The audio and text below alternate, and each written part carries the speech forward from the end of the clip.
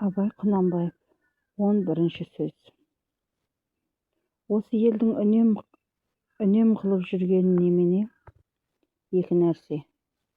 Әуелі ұрлық. Ұры ұрлықпен мал табам деп жүр. Малы иесі артылтып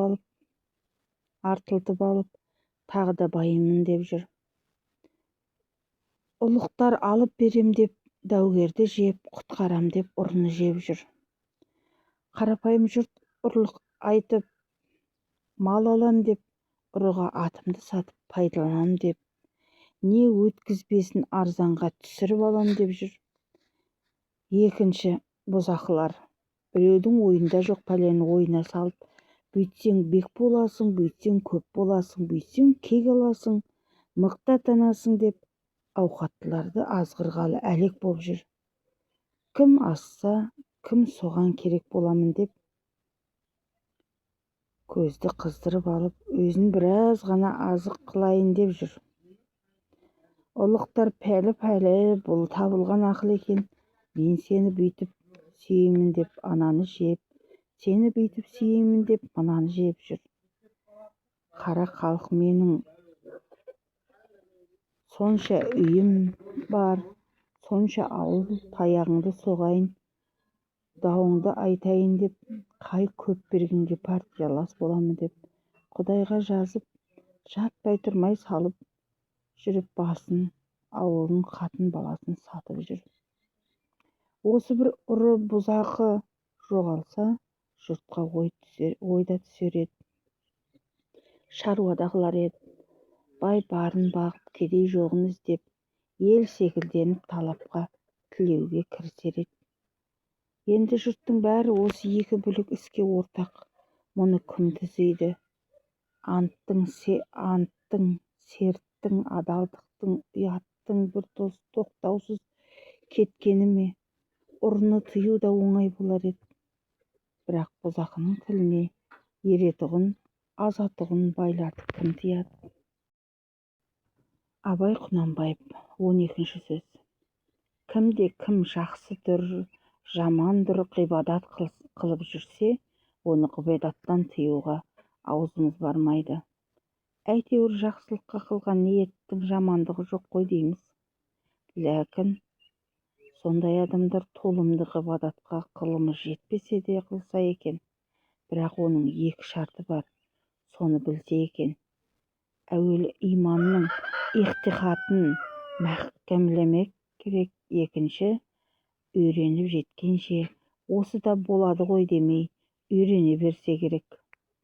Кім үйреніп жетпей жатып, үйренгенін қойса, оны Құдай ұрды. Ғибадаты ғибадат болмайды.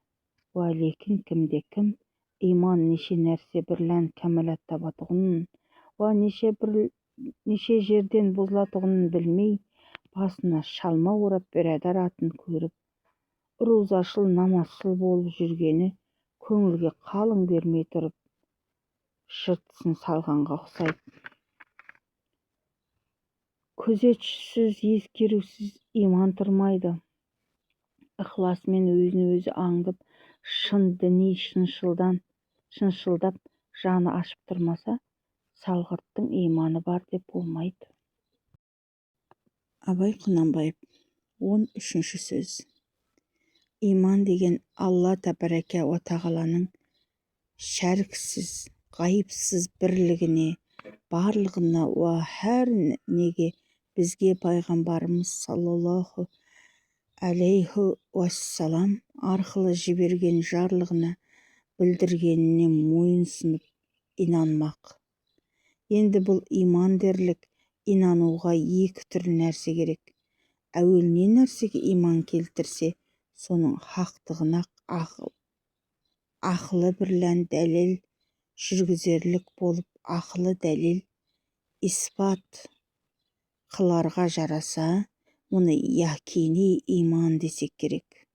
Екінші, кітаптан оқу бірлән, яки молдалардан есту бірлән иман келтіріп, сол иман келтірген нәрсесіне соншалық беріктік керек. Біреу өлтіремін деп қорқытса да, мың кісі мың түрлі іс көрсетсе де, соған айнып көңілі қозғалмастай берік боларға керек. Бұл иманды иман тәклиди дейміз.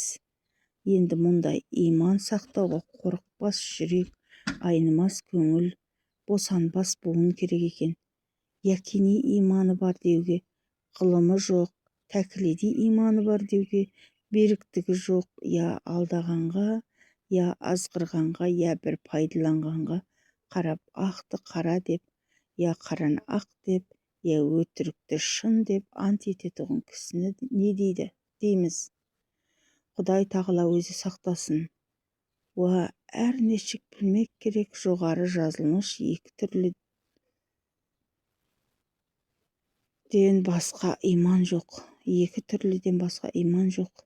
Иманға қарсы келерлік орында ешбір пенде Құдай тағала кеңшілігімен кешеді дағы демессің оның үшін. Құдай тағаланың ғафуына, яки пайғамбарымыздың шафағатына сыймайды. Уа мүмкін де емес, қылыш арасында серт жоқ деген жалған мақалды қуат көрген мұндай пенденің жүзі құрысын.